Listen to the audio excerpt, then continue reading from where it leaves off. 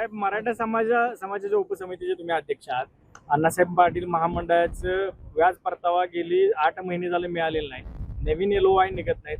आंदोलन लोकांची तक्रार आहे की आंदोलन केलं की तेवढ्या घोषणा केल्या जातात आणि परत मराठा समाजाकडे बघितलं जात नाही. असं आहे की अण्णासाहेब पाटील महामंडळाचा प्रश्न हा आंदोलनाच्या वेळी समोर आला होता. बहुतांशी बाकीच्या मागण्यात आम्ही तर मान्य केलंच आहे. जी आर काढले. अण्णासाहेब महामंडळाचं हे मान्य करतो की देयक देण्यामध्ये विलंब होत चाललाय, व्याज परतावा देण्यामध्ये विलंब होतोय. अनेक बँकांकडून त्या लाभार्थ्यांवर कारवाई सुरू झाल्या आहेत. जवळजवळ मोठ्या प्रमाणात दायित्व आहे.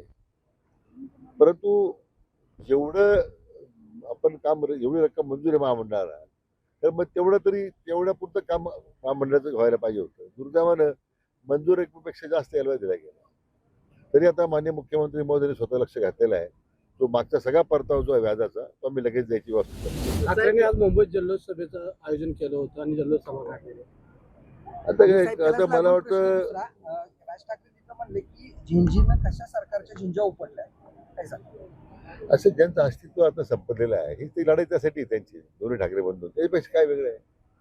जनतेने त्याला महाराष्ट्रात नाकारलं, मुंबईत नाकारलं.